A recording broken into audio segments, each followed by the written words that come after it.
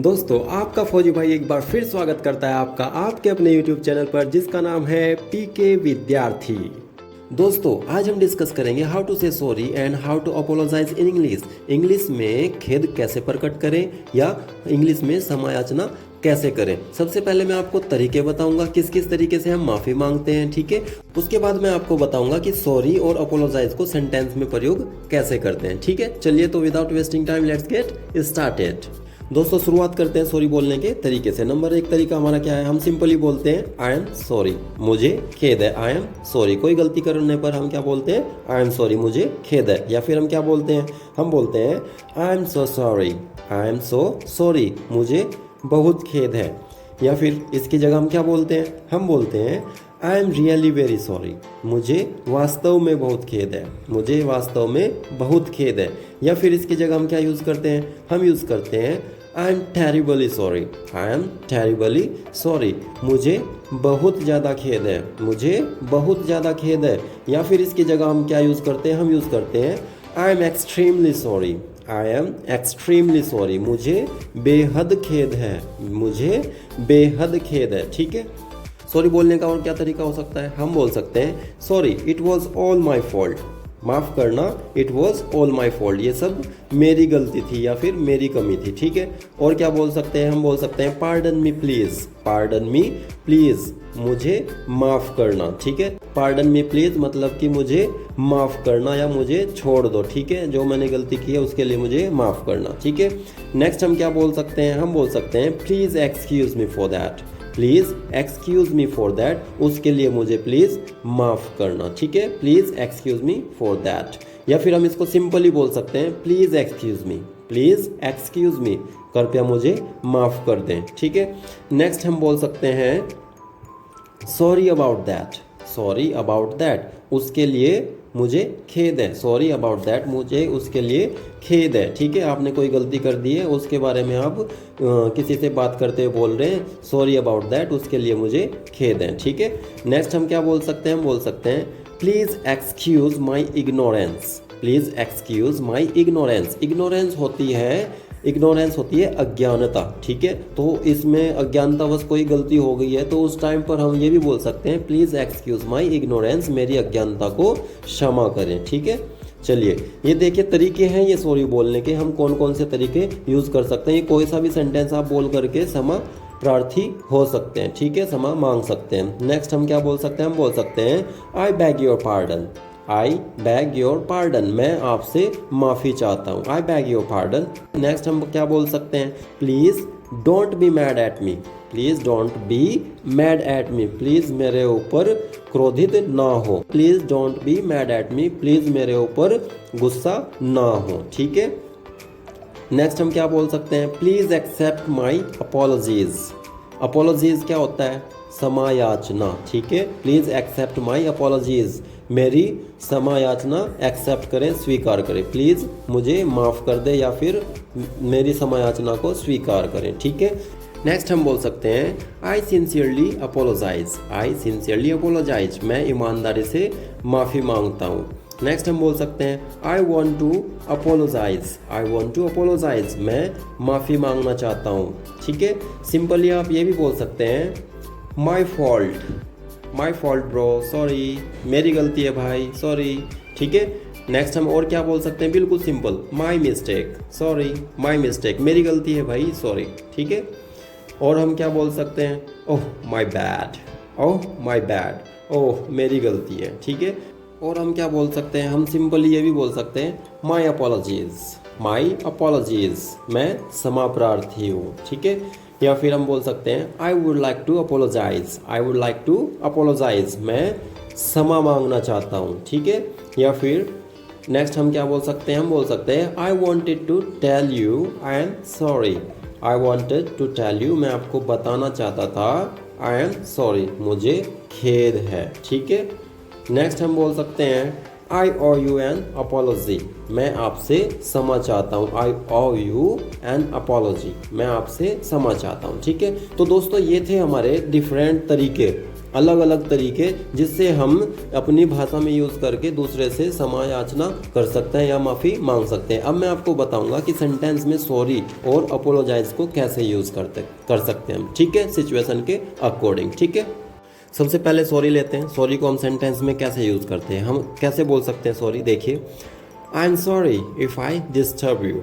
I am sorry if I disturb you, अगर मैंने आपको डिस्टर्ब किया उसके लिए सॉरी। देखिए सिचुएशन क्या है, आपने किसी को डिस्टर्ब कर दिया, कोई पढ़ाई कर रहा है या कोई काम कर रहा है, उस टाइम पे आपने उसको इंटरप्ट कर दिया, तो उस टाइम आप बोलेंगे I am sorry if I disturb you.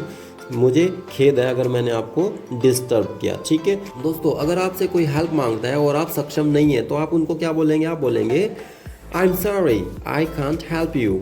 I am sorry I can't help you, माफ़ करना मैं आपकी मदद नहीं कर सकता, ठीक है।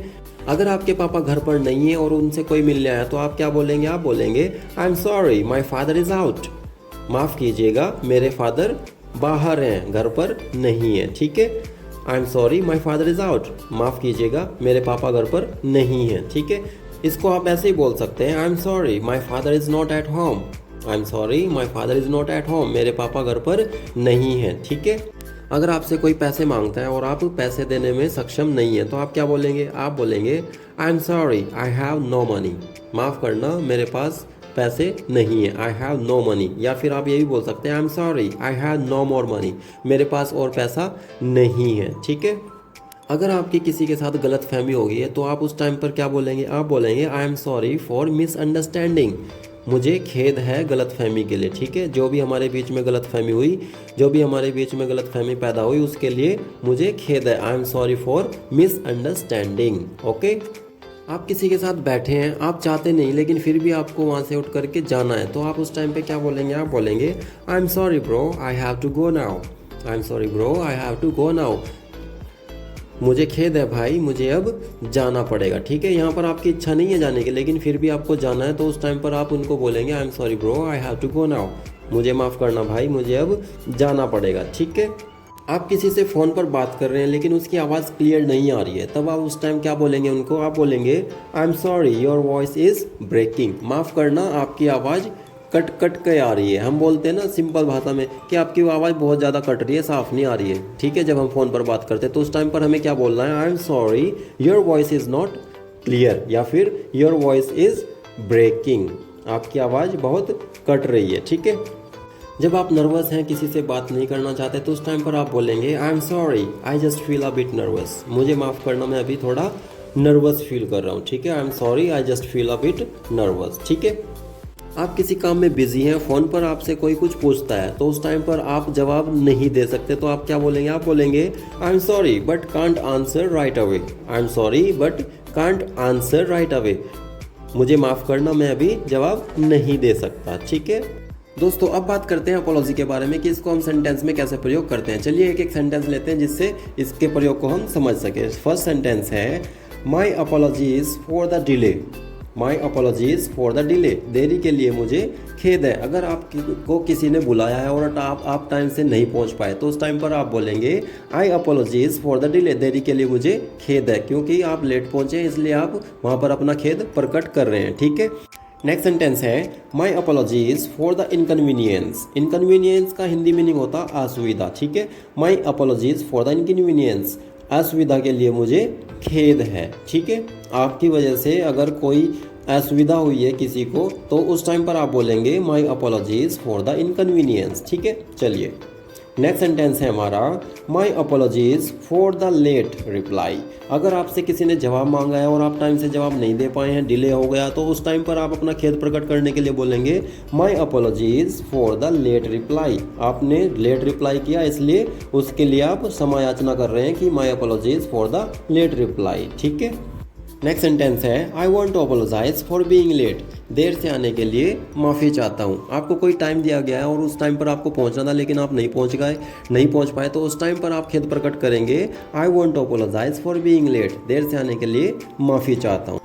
आपने कोई गलती की है, आपका फ्रेंड आपको समझा रहा है कि आपको अपनी गलती के लिए माफ़ी मांगनी चाहिए, ठीक है। तो उस टाइम पर आपके जो फ्रेंड है वो क्या बोलेंगे, आपके फ्रेंड आपको बोलेंगे you should apologise, you should apologise, आपको माफ़ी मांगनी चाहिए, ठीक है। मान लो वो कह रहा कि आपको अपने पापा से माफ़ी मांगनी चाहिए, तो आप कैसे बोलेंगे, वो बोलेगा you should apologise to your father, आपको अपने पापा से माफ़ी मांगनी चाहिए, you should apologise to your father. मान लो बोल रहा कि आपको अपने दोस्त से माफ़ी मांगनी चाहिए क्योंकि गलती आपकी थी, ठीक है। तो वहाँ पर वो क्या बोलेगा, वो बोलेगा you should apologise to your friend, ठीक है। जब आपके फ्रेंड ने आपको समझाया कि आपको अपनी गलती के लिए पापा से माफ़ी मांगनी चाहिए, आप बोलते हैं ठीक है मैं अपने पापा से माफ़ी मांगूंगा, तो इसी चीज़ को आप इंग्लिश में कैसे बोलेंगे, आप बोलेंगे I will apologise to my father, मैं अपने पापा से माफ़ी मांगूंगा, I will apologise to my father, ठीक है।